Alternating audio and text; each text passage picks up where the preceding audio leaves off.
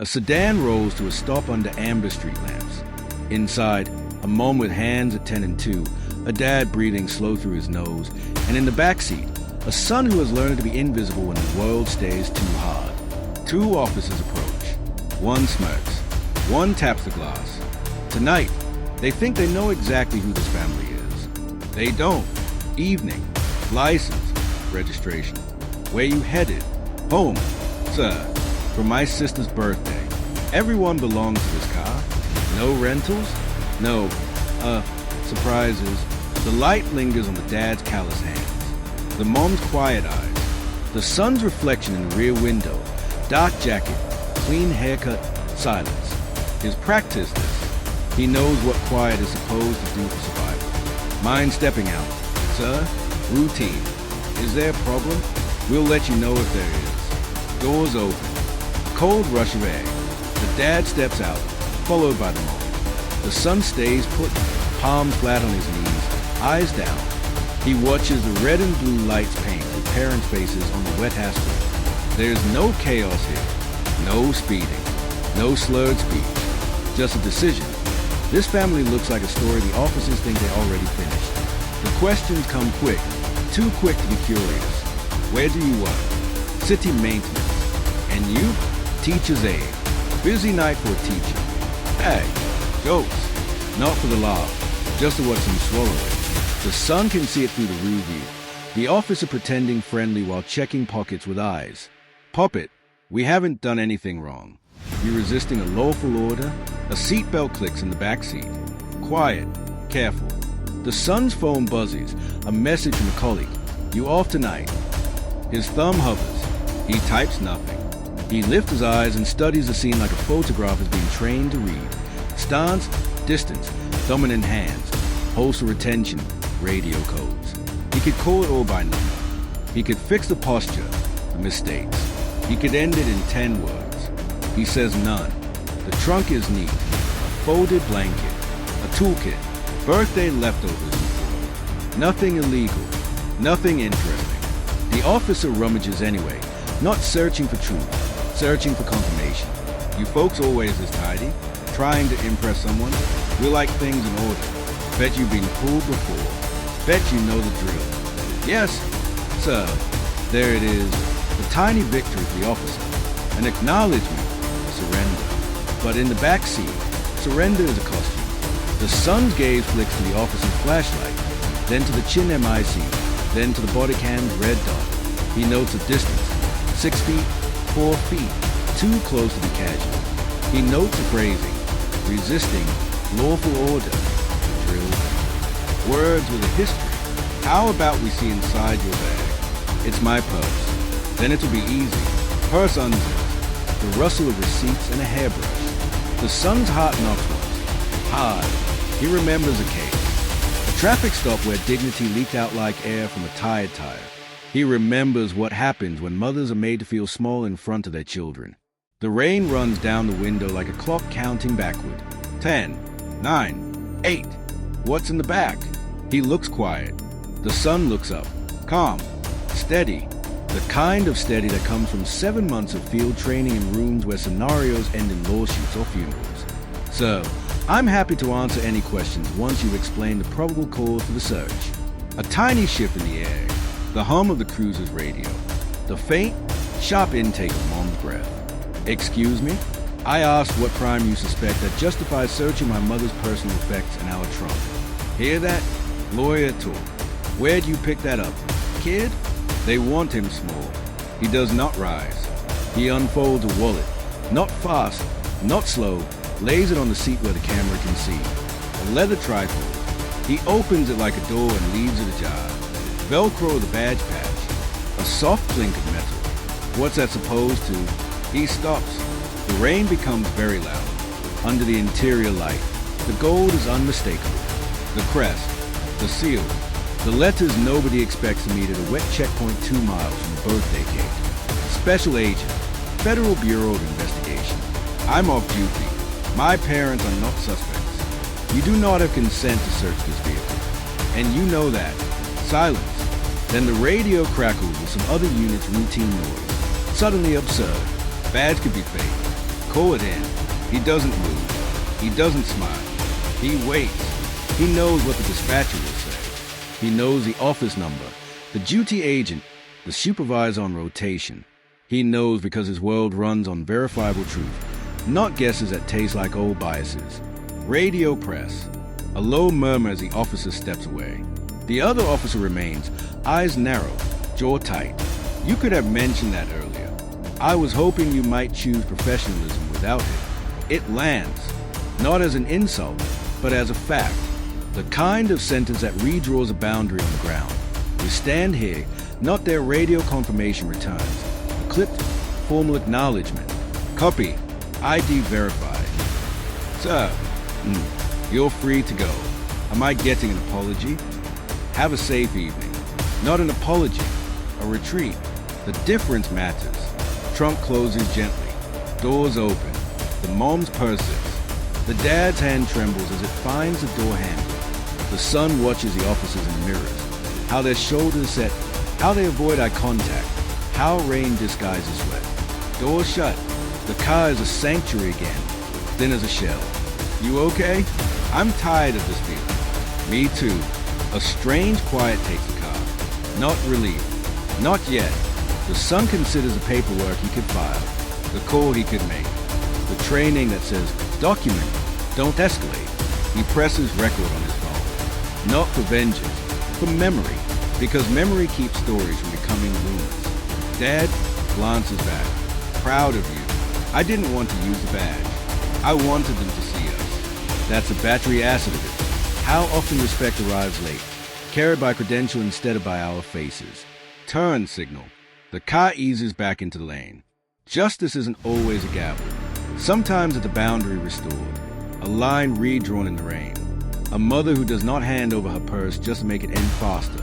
A father who stands without shrinking. A son who speaks, not louder, but with proof. File it. I will. He composes a report in his head. Time, location, units, phrasing, body cam reference, trunk search without cause, domestic, drill. Facts are anchors.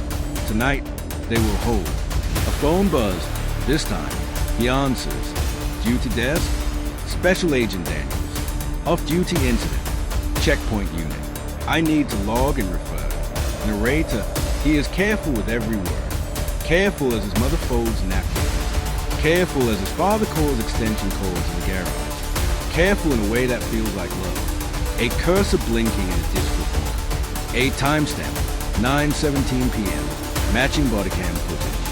A warm kitchen light later. Steam over mugs. His parents listening while he reads a draft loud. The moral isn't that power fixes everything. The moral is that power used correctly isn't power. It's responsibility. It's a hand placed gently on a scale that's been tipping the wrong way for too long. You always were quiet. Quiet doesn't mean I can't speak. The car turns onto their street. Wipers slow. The neighborhood is a constellation of porch lights and wet sidewalks, the kind of ordinary that feels like a prize. And just when the heartbeat settles, when you think the story wants to sleep, something strange happens.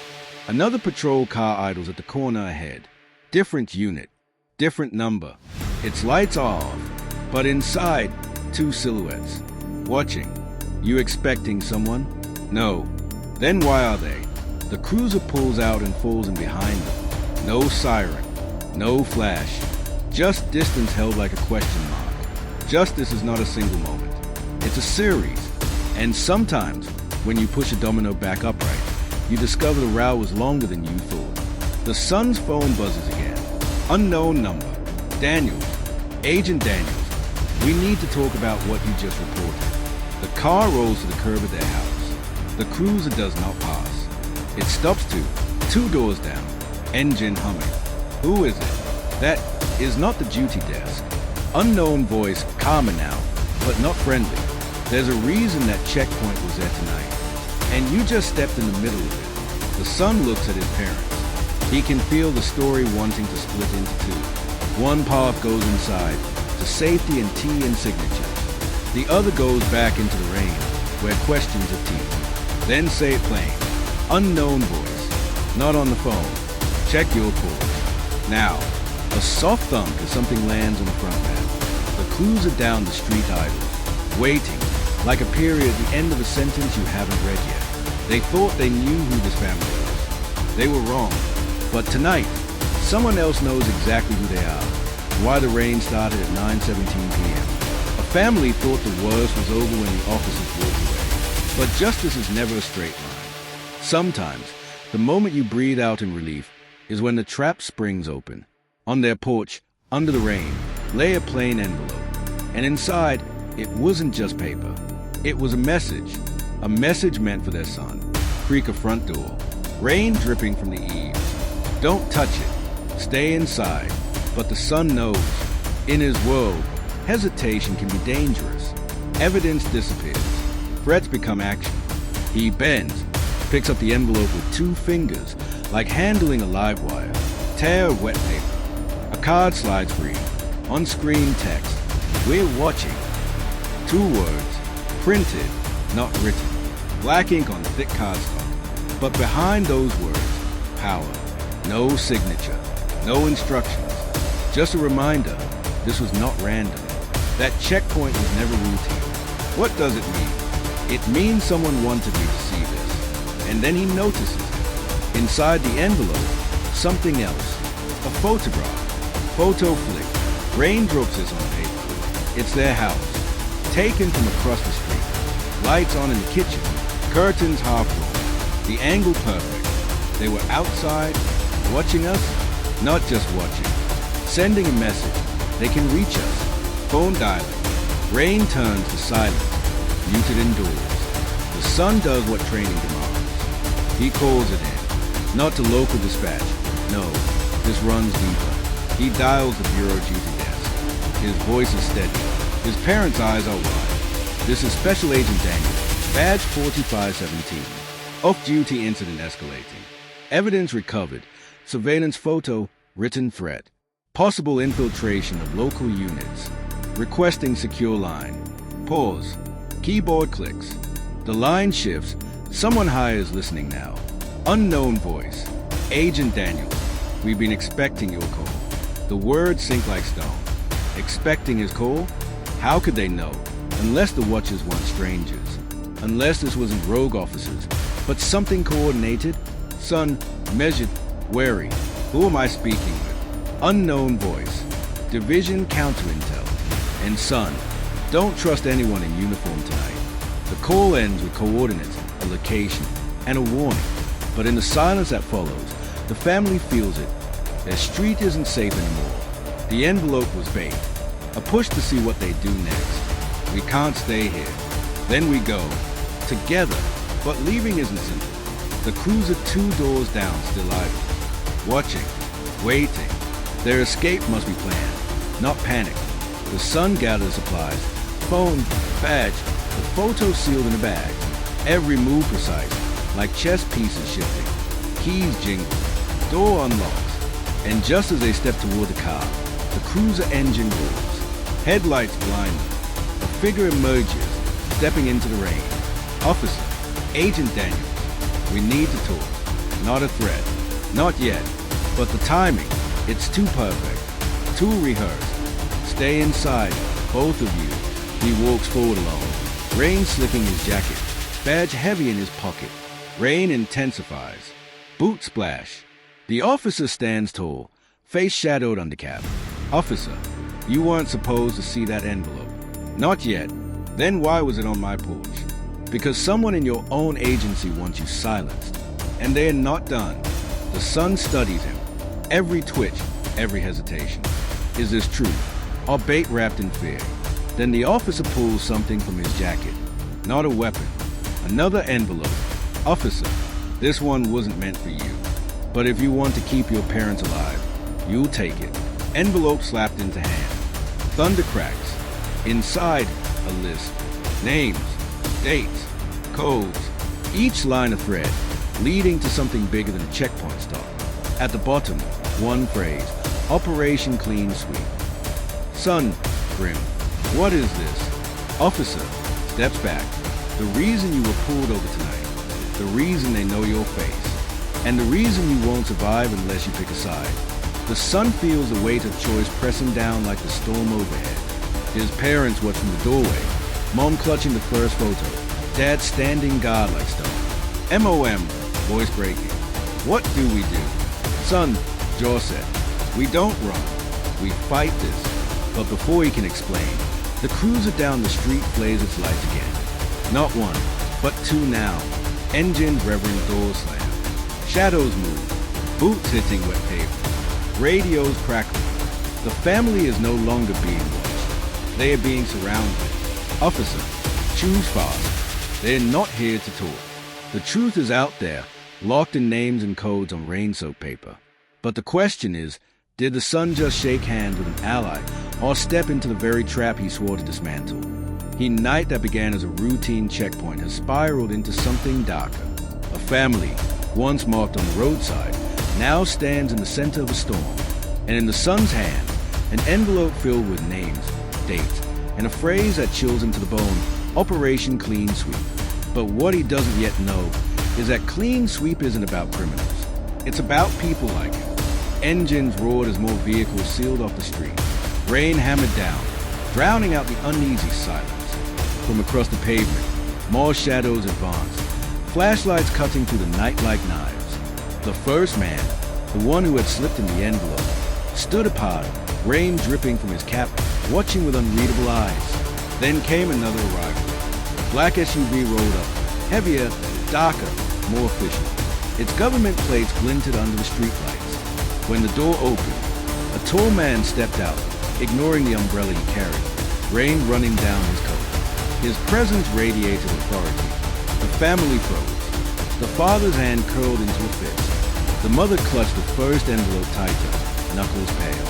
And the son, he braced, every instinct screaming that this was no coincidence. The man announced himself with calm certainty. He claimed to be an assistant director from counterintelligence. He claimed the son's name had crossed his desk weeks earlier, and he demanded to know who had handed over the envelope.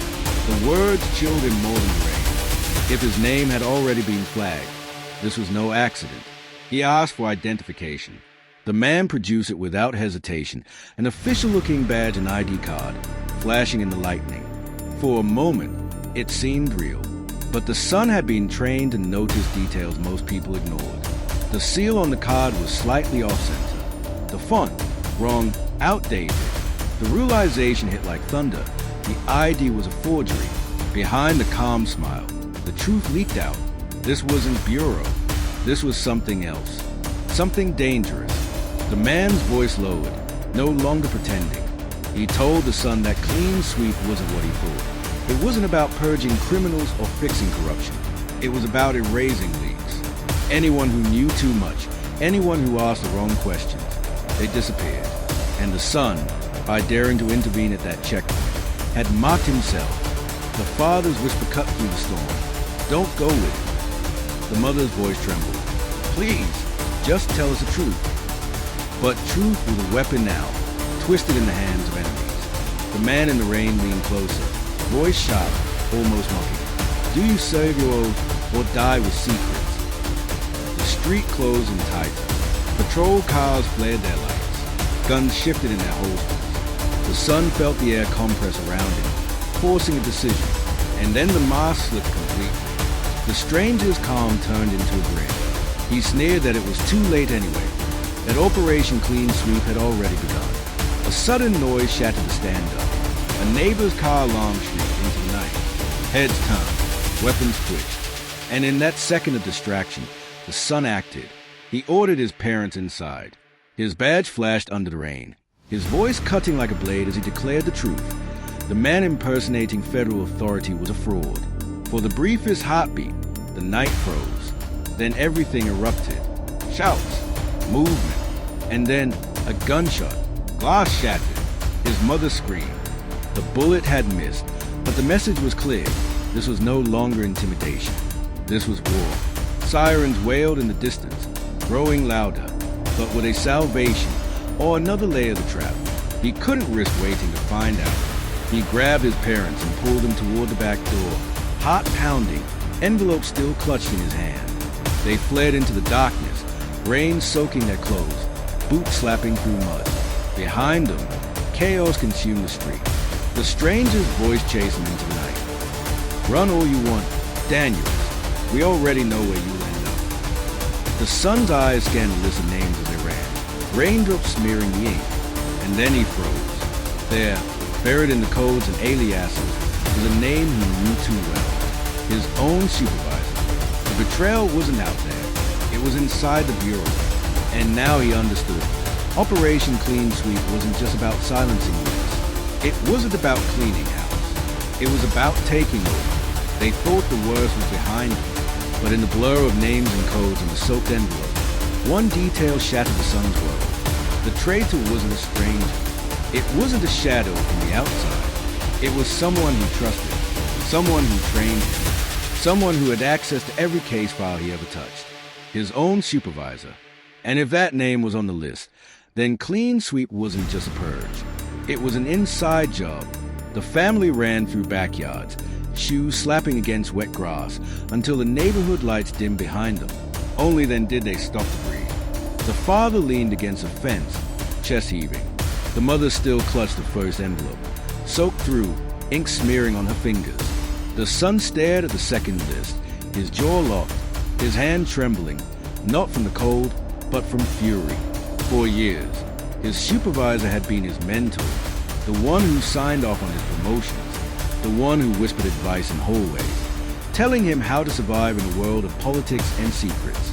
And now, this, his name listed alongside code words, dates, and targets. The mother's voice cut the silence. You always trusted him. What does this mean? The son's reply was hollow. It means Clean Sweep isn't just sanctioned. It's led by people inside my own unit.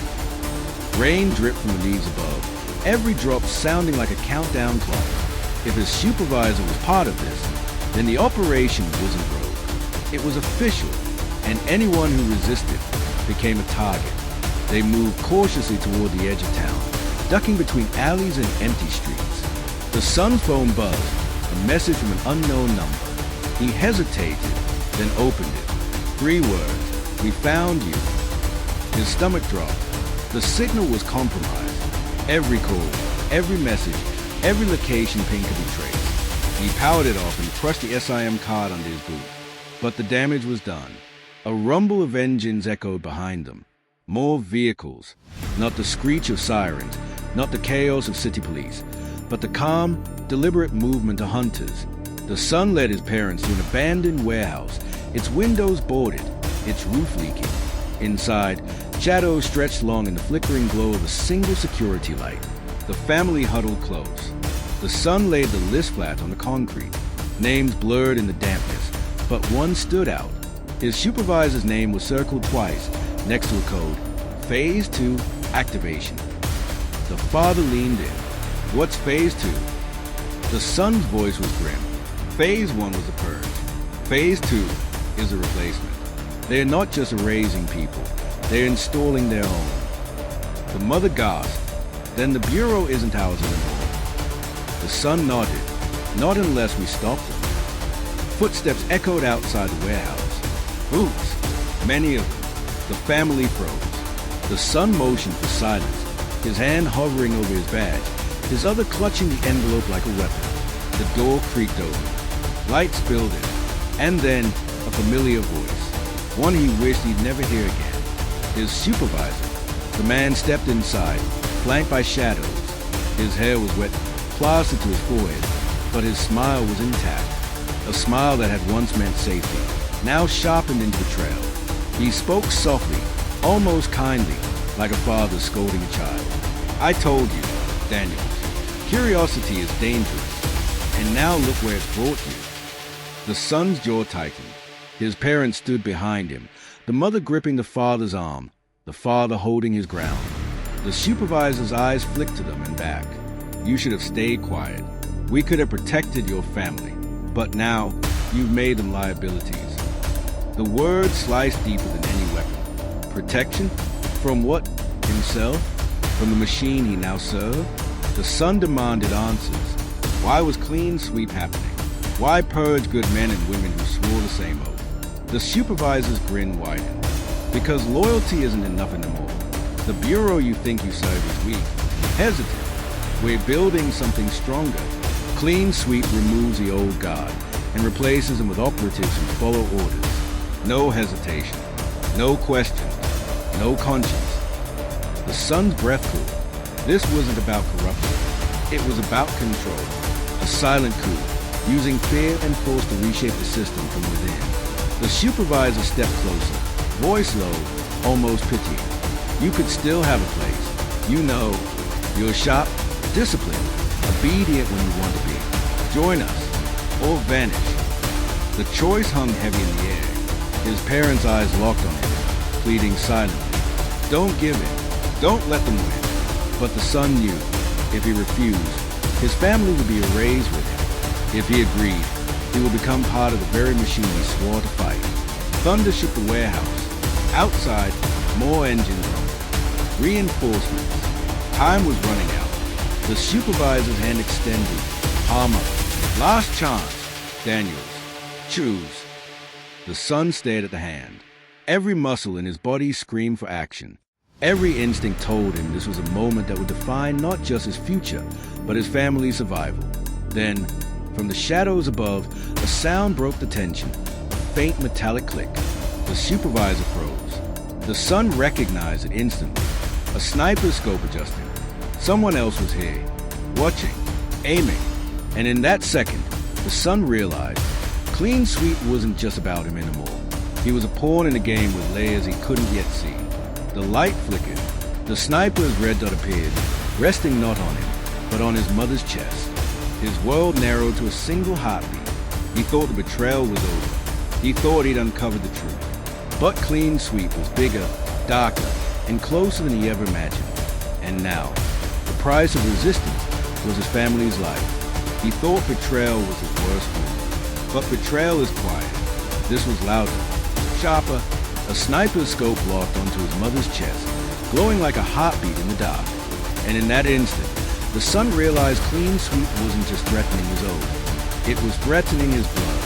The warehouse air froze. The mother stiffened, eyes wide, her breath caught in her throat. The father stepped instinctively in front of her, but the red dot moved with surgical precision, sliding from chest to heart. The supervisor's smile twitched. He hadn't expected this either. He glanced upward, scanning the rafters. The sniper was hidden, unseen but present, like death perched on steel. The sun raised his badge slowly, deliberately. His voice cut through the silence. Whoever you are, you're targeting civilians. That's not Bureau protocol. Show yourself. No answer, only the faint hum of rain dripping through cracks in the roof. The supervisor chuckled darkly. You still don't get it, do you? This isn't Bureau anymore. It's clean sweep, and your family is collateral. The dot pulsed. The mother's knees buckled. Tears welled in her eyes, but she stood tall, clutching the soaked envelope to her chest as if paper could shield her. The son's mind raced.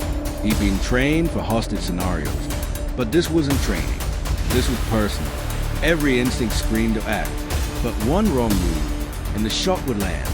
He took a slow step forward, arms raised. His badge gleamed under the flickering light. I'm the one you want, not them. Leave them out of this. The red dot wavered, then shifted. It climbed from his mother's chest to his own forehead. His pulse thundered in his ears, but he stood steady. The supervisor's voice dripped like venom. See? That's why I chose you. You're strong, loyal, exactly the kind of man clean sweep needs. But loyalty to your family makes you weak. The father snarled, breaking his silence. Weak is stronger than all of you, because he still has something worth protecting. The supervisor smirked hard. He snapped his fingers. From the shadows, more figures emerged, operatives dressed in black, faces hidden, weapons drawn. The family was outnumbered, surrounded. The snipers that lingered on the son's face like a countdown. The son spoke again, his voice steel. If you kill me, you lose the one man who can make this look clean. You'll expose yourselves, and you know it. The operatives hesitated. Even the supervisor paused. For the first time, doubt flickered in his eyes. The son seized the moment. His voice rose, echoing against the warehouse walls. Clean sweep thrives on silence, on shadows, But the second a federal agent vanishes with his family, it doesn't stay quiet. It blows open. I've already logged the evidence. I've already sent names. If we don't walk out alive, you burn with us. It was a bluff, but he delivered it like gospel. The supervisor's jaw clenched. The operative shifted uneasily. The sniper's duck trembled. Then, like a blade through tension, a phone buzzed. Loud, insistent. The supervisor answered, his voice sharp. A voice on the other end barked orders. Urgent, cold. The sun caught only fragments. Phase 2, accelerated. Daniels, eliminated. The supervisor's face hardened. He closed the call and looked at the sun. You should have joined us. Now you're just a liability. The red dot snapped back onto the mother's chest. The son's heart nearly stopped. He lunged forward, blocking her with his body. And then another sound. Tires screeching outside. Doors slamming. Boots storming the ground. Real agents. Or another trick. The supervisor barked to his men. Hold positions. The warehouse doors crashed open. Floodlights seared through the dark. Voices shouted. Federal agents, drop your weapons. Chaos erupted. Operatives scattered. Gunfire cracked. The sniper's beam vanished. The sun pulled his parents low, shielding them behind crates as bullets shattered wood and sparks lit the night. Through the chaos, he saw the supervisor slipping out the back, envelope clutched under his arm. Their eyes met one last time, and in that look was a promise. This wasn't over. The sun bolted after him, but a blast from above forced him back, debris raining down, cutting off the path. By the time the dust cleared, the supervisor was gone. The mother sobbed quietly, clutching her husband. The father's jaw was set, his eyes burning with rage. The son picked up a fragment of the envelope that had torn in the chaos. On it, a single line remained. Phase 3, activation protocol. Families. His blood ran cold.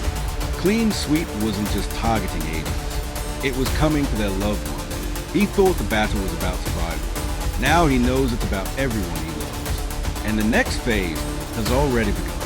He thought the night had finally broken. But on a torn scrap of paper, full words bled through the rain.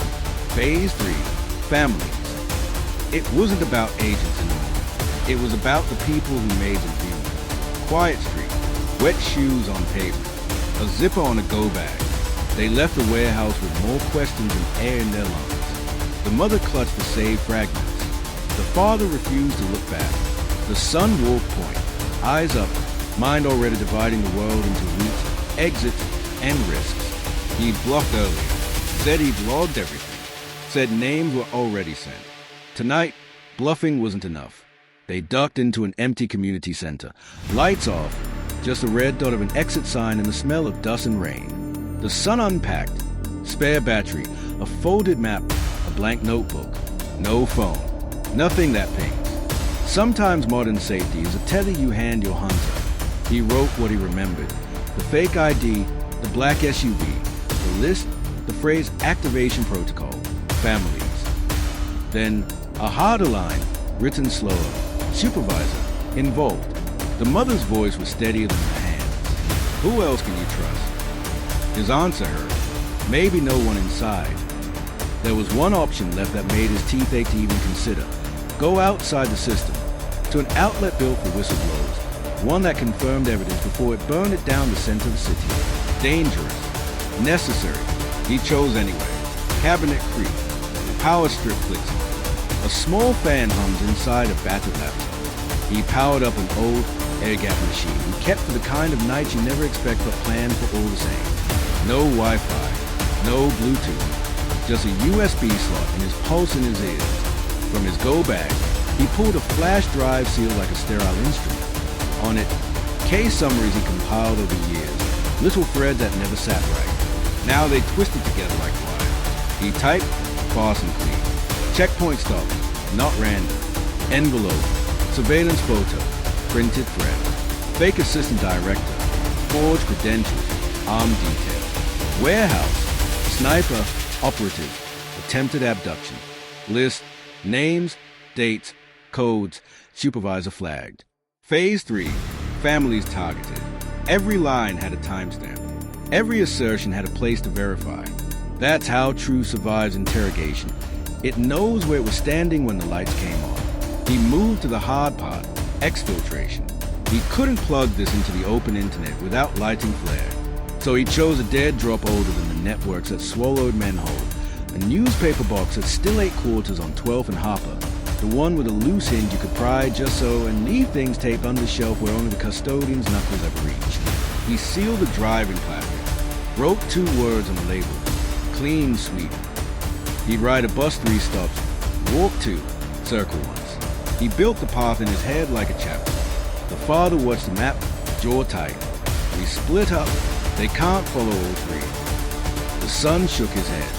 Splitting makes easy targets, but clumping makes one. He compromised, staggered departures. Dad first, alone, to the bus. Mom with the son 10 minutes later, by foot, through the market stalls still wet from yesterday's rain. The mother touched his sleeve. What happened when we dropped this? He thought of the warehouse, the scope, the way fear had looked in his supervisor's eyes when power briefly slipped. If we're lucky, the story grows teeth. Night wind presses against the glass. A clock ticks. They left in a sequence that felt like a ritual. The father went first, hood up, shoulders broader than the fear on his face. 10 minutes later, the son and mother slid into the dark like a rumor you only half believe until it taps you on the shoulder. At the corner, something small blinked red near a street light. A camera. City on. Routine. But routine wasn't safe anymore. They took the long way. The newspaper box waited like an old friend. The son crouched, lifted the lip, found the hinge he remembered. The plastic-wrapped drive slid into its place with a soft click. He whispered to the metal, to the city, to whoever would find it. Tell the truth faster than they can erase it. The mother squeezed his hand once, quick and fierce. Now we disappearing. They turned back toward the market. The son carried the remaining fragments of the envelope like a passport that might save a borderless life. A bus whooshed past, brake sign. His father was supposed to ride a different line, 2 stops over. But through the blur of windows, the son saw something that knocked the breath from his chest. His father on that bus, and seated 2 rows behind him, a face the son recognized from the warehouse. Hatted now, head down, but unmistakable. The son's hand closed into a fist. They're with him. Footfalls quicken. Market tops flap. A bus stop beeps. Distant tires is in wet asphalt. He pulled his mother into the market shadows, past crates of bruised fruit and a handwritten sign for coffee he could almost taste. He tracked the red taillights as they curved south toward the underpass in a strip of loading docks dark as unblinking eyes. He had 2 choices. Chase now and leave his mother alone, or secure her and risk losing his father in the maze. He chose wrong or right. He would only know later. He dialed fast on the burner he'd sworn not to use. 1 call, 1 chance. A voice answered with 3 words and no name. You're late, agent. He didn't waste time. They've activated Phase 3. They're on bus 27 southbound with my father. I need a tail, low profile, eyes only. The line was quiet long enough to measure a lifetime. Understood. 2 minutes out. He hung up, crushed the phone in his palm until the casing cracked, and looked at his mother. He thought the night had finally broken. But on a torn scrap of paper, 4 words bled through the rain. Phase 3. Families. It wasn't about agents anymore. It was about the people who made them human. Quiet street. Wet shoes on pavement. A zipper on a go bag. They left the warehouse with more questions than air in their lungs. The mother clutched the saved fragments. The father refused to look back. The son walked point, eyes up, mind already dividing the world into routes, exits, and risks. He'd bluffed earlier, said he'd logged everything, said names were already set. Tonight, bluffing wasn't enough. They ducked into an empty community center. Lights off, just a red dot of an exit sign and the smell of dust and rain. The son unpacked, spare battery, a folded map, a blank notebook, no phone, nothing that pings. Sometimes modern safety is a tether you hand your hunter. He wrote what he remembered. The fake ID, the black SUV, the list, the phrase activation protocol, families. Then a harder line, written slower. supervisor, involved. The mother's voice was steadier than her hands. Who else can you trust? His answer hurt. Maybe no one inside. There was one option left that made his teeth ache to even consider. Go outside the system, to an outlet built for whistleblowers, one that confirmed evidence before it burned it down the center of the city. Dangerous. Necessary. He chose anyway. Cabinet creaked. A power strip clicks on. A small fan hums inside a battered laptop. He powered up an old air-gap machine he kept for the kind of nights you never expect but planned for all the same. No Wi-Fi. No Bluetooth. Just a USB slot and his pulse in his ears. From his go bag, he pulled a flash drive sealed like a sterile instrument. On it, case summaries he compiled over years, little threads that never sat right. Now they twisted together like wire. He typed, fast and clean. Checkpoint stop, not random. Envelope, surveillance photo, printed threat. Fake assistant director, forged credentials, armed detail. Warehouse, sniper, operative, attempted abduction. List, names, dates, codes, supervisor flag. Phase 3, families targeted. Every line had a timestamp. Every assertion had a place to verify. That's how truth survives interrogation. It knows where it was standing when the lights came on. He moved to the hard part, exfiltration. He couldn't plug this into the open internet without lighting flare. So he chose a dead drop older than the networks that swallowed men whole. A newspaper box that still ate quarters on 12th and Harper. The one with a loose hinge you could pry just so, and neat things taped under the shelf where only the custodian's knuckles ever reached. He sealed the drive in plastic. Wrote 2 words on the label. Clean sweep. He'd ride a bus 3 stops, walk 2, circle once. He built the path in his head like a chapel. The father watched the map, jaw tight. We split up. They can't follow all 3. The son shook his head. Splitting makes easy targets, but clumping makes one. He compromised, staggered departures. Dad first, alone. To the bus. Mom with the son 10 minutes later. By foot, through the market stalls still wet from yesterday's rain. The mother touched his sleeve. What happens when we drop this? He thought of the warehouse, the scope, the way fear had looked in his supervisor's eyes when power briefly slipped. If we're lucky, the story grows teeth. Night wind presses against the glass. A clock ticks. They left in a sequence that felt like a ritual. The father went first, hood up, shoulders broader than the fear on his face. 10 minutes later, the son and mother slid into the dark like a rumor you only half believe until it taps you on the shoulder. At the corner, something small blinked red near a streetlight. A camera, city on, routine. But routine wasn't safe anymore. They took the long way. The newspaper box waited like an old friend. The son crouched, lifted the lid, found the hinge he remembered. The plastic-wrapped drive slid into its place with a soft click. He whispered to the metal, to the city, to whoever would find it. Tell the truth faster than they can erase it. The mother squeezed his hand once, quick and fierce. Now we disappeared. They turned back toward the market. The son carried the remaining fragments of the envelope like a passport that might save a borderless life. A bus whooshed past, brakes sighing. His father was supposed to ride a different line, 2 stops over. But through the blur of windows, the son saw something that knocked the breath from his chest. His father on that bus, and seated 2 rows behind him, a face the son recognized from the warehouse. Hatted now, head down, but unmistakable. The son's hand closed into a fist. They are with him. Footfalls quicken. Market tops flap. A bus stop beeps. Distant tires hiss on wet asphalt. He pulled his mother into the market shadows, past crates of bruised fruit and a handwritten sign for coffee he could almost taste. He tracked the red taillights as they curved south toward the underpass and a strip of loading docks dark as unblinking eyes. He had 2 choices. Chase now, and leave his mother alone, or secure her, and risk losing his father in the maze. He chose wrong or right. He would only know later. He dialed fast on a burner he'd sworn not to use. 1 call, 1 chance. A voice answered with 3 words and no name. You're late, agent. He didn't waste time. They've activated Phase 3. They are on bus 27 southbound with my father. I need a tail, low profile, eyes only. The line was quiet long enough to measure a lifetime. Understood. 2 minutes out. He hung up, crushed the phone in his palm until the casing cracked, and looked at his mother. "We moved to the church," he said. She knew which one.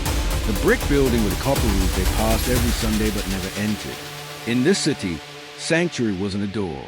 It was people who still believed in something larger than fear. They walked fast but not chased, the way prey learns to mimic confidence. The church's side door opened on old wood and warm air. A caretaker peered over half-moons of glasses and took in everything at once. Wet clothes, shaking hands, a son with a look that says help means now. He guided them to the basement. Concrete floors, folding chairs, a table with chip mugs and pot that promised coffee soon. He locked the door and handed the son a key. The son exhaled for the first time in hours. Then he saw it, a bulletin board with flyers and pushpins, and a small envelope taped crookedly to the cord. No name, no stamp, just waiting. His stomach dropped. He tore it free. Inside, a photo. Crisp, color, tonight's date. The three of them leaving the community center. Beside it, a short line typed in black. Sanctuary isn't off limits. A distant door creaks upstairs. A floorboard sighs. The caretaker laughs softly at something in another room, oblivious. The son's pulse surged. The church had eyes on it too. Phase 3 wasn't about breaking into homes. It was about breaking the places we trust. He scanned the basement, vents, windows, ducts. Old buildings keep secrets, but they also keep vulnerabilities. He moved his mother away from the glass-blocked window and into the shadow beneath the stairs. The burner line he'd used seconds earlier vibrated one last, dying time in his pocket. He brought the cracked plastic to his ear. A whisper, breathless and quiet enough to feel like a secret. "We're on the bus. Your father's okay. 2 tails. But there's something else. Check your mother's bracelet." He froze. Her bracelet. The medical one she wore since the scare last winter. Stainless steel, engraved with her name and a number that had saved minutes when minutes mattered. He slid it free, turned it over in the dim light. There, pressed into the underside where skin keeps secrets warm. A pinhole, too clean to be scratched, too precise to be chance. He reached for a paperclip from the corkboard, straightened it, and touched the hole. The clip's tip came away with a dot of glue and a glint of black no bigger than a grain of salt. The mother covered her mouth. The father was on a bus with rules, and she wore their beacon. He closed his hand around the tracker and felt every story he'd ever believed about safety shatter like thin glass. The church's upper door opened again. Footsteps, more than one, enter. A whisper, a pause.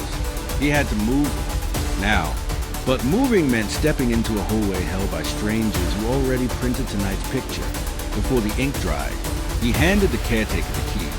"Lock it behind us. If anyone asks, you've never seen us." The caretaker nodded, understanding more than he let on. They slipped up the back stair into a corridor washed in stained glass blues and reds. The sun's shadow stretched long across tiles old enough to remember promises people used to keep. At the exit, he stalled. Listened, counted breaths not his own. 2, maybe 3.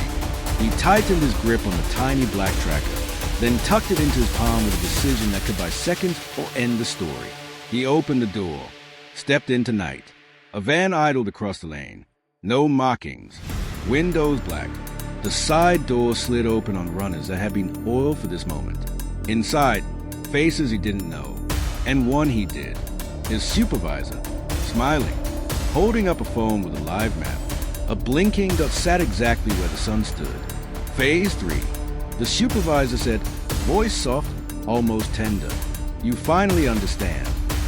The son's mother reached for his hand. Behind them, the church bell tolled once. Ahead of them, the van's door began to slide wider, like a mouth preparing to speak a sentence that would change their name forever. There are nights when justice splits into 2 roads, family on one side, truth on the other. He thought he had to choose. But some choices are traps, and some traps can be turned. Cut to black, title slam, act dive. The choice, 0:45 to 4:13. SFX, bus doors fold open with a gasp. Footsteps stumble out. Narrator, his father tumbled from bus, cut lip, wrist zip-tied, eyes still fierce. Behind him, men who weren't passengers spilled into the rain and vanished like oil in water.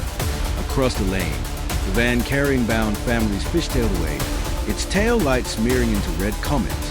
The son moved first. He caught his father by the shoulders, cut the ties with a pocket blade, pulled him against the church wall. The mother's hand shook as she cupped her husband's face, checking pupils, finding breath, counting pulse, a ritual of love learned the hard way. The van screamed toward the intersection. He had seconds, enough to choose, not enough to doubt.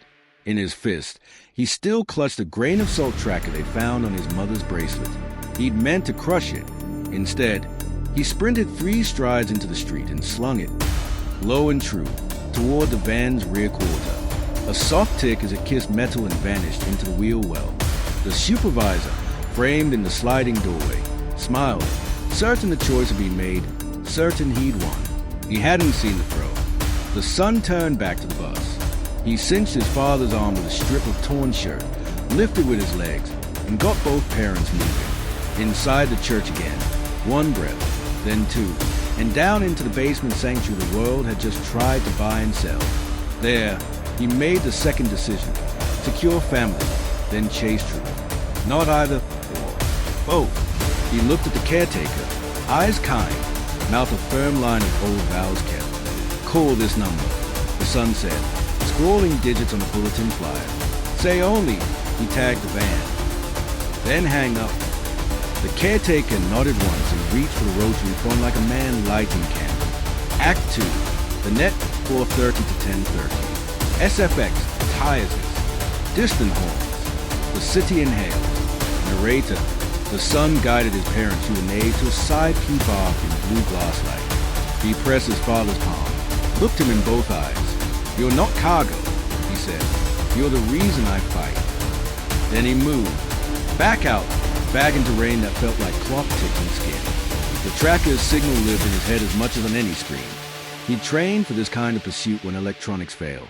Roots, choke points, predictable arrogance. If you want to disappear a van full of families, you don't drive through glittering avenues. You choose service roads, underpasses, the decommissioned freight yards where cameras are dead and maintenance men mind their own. He cut across alleys, hopped a chain link, slid down a muddy embankment to the frontage road. The city's bones showed under the storm, bridges like ribs, concrete like scar tissue. He kept running. 2 blocks later, sedan ghosted out of a loading bay in match pace. The window eased down 4 inches. A voice, no name, same as before. Breathe. We got your message. Eyes on the van. South Yard. For minutes. He didn't ask who they were. He didn't need to. Not everyone inside the system had sold their spine. Some still answered those with action. He climbed in, water pooling on the seat, and pointed. Cut them off at Lockridge and 5th. Force a public stop. Public wasn't just spectating. Public is insurance. Phones appeared. Live streams blew. Shadows thin under 1,000 accidental spotlights. The sedan surged. Ahead, the van's black box-shaped knife through steam rising from manhole covers. Its driver checked a mirror, saw nothing but rain. Predators get sloppy when they think the herd has accepted defeat. The son opened the glove box and found a battered road flare. When we hit the underpass, he said, I want light. They came in hot. Sedan left, a second unmarked right, a delivery truck lumbering into the lane like a sleeping elephant awakened at just the wrong time. The van wavered. Horns, civilian, honest, blared. Headlights crisscrossed. At the mouth of the underpass, the son popped the door, boots skidding on wet paint, and snapped the flare alive. Magenta fire roared. He wheeled it in an arc low to the ground, smoke blooming, a signal and a snare. Traffic stacked behind him like dominoes standing shoulder to shoulder. Phones rose in windows. Recording pins multiplied like stars. The van braked hard. Too late. From the sidewalk, 3 figures stepped out, quiet, squared, legal. Not the counterfeit calm of the fake assistant director, but the unmistakable posture of real authority. A U.S. Marshal showed his shield. 2 internal affairs investigators flanked him. Their vests read OPR in letters that mean internal affairs with teeth. The Marshal's voice was built for nights like this. Vehicle, In the name of the United States, cut your engine. Doors open. Hands where I can see them. For the first time in hours, the son heard silence that wasn't fear. It was compliance. Reluctant, angry, but real. The sliding door stuttered and rolled. Inside, faces he cataloged in a heartbeat earlier.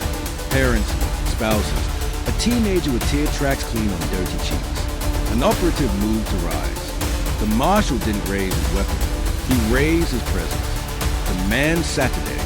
The son locked eyes on the supervisor in the far row. Rain slicked the man's hair to his skull. The smile was gone. In its place, calculation, then something smaller, something like doubt. Step out, the marshal said. The supervisor hesitated a breath too long. OPR stepped in. SFX, zip ties whisper.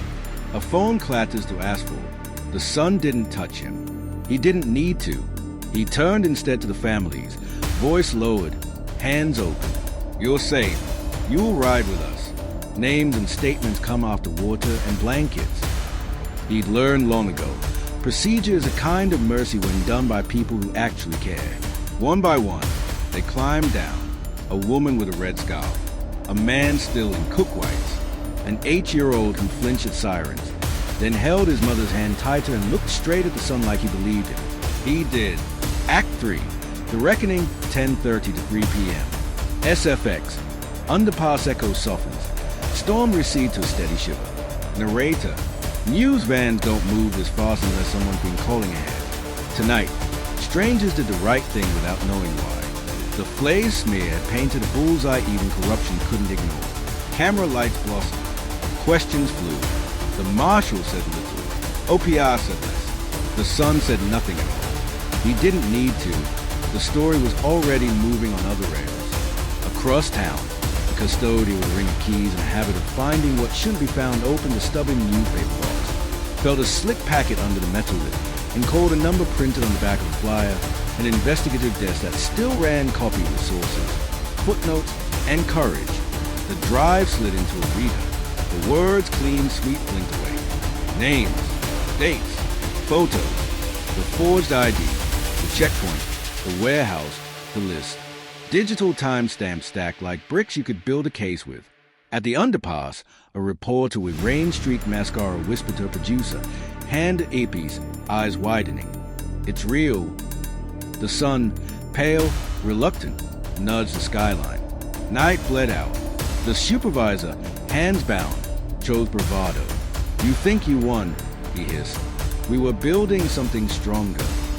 The sun looked at him, not with fury now, but with a sadness so steady it made the man glance away. Stronger isn't cleaner, the sun said softly. Stronger without conscience is just louder. OPR guided the supervisor toward a transport. He twisted once more.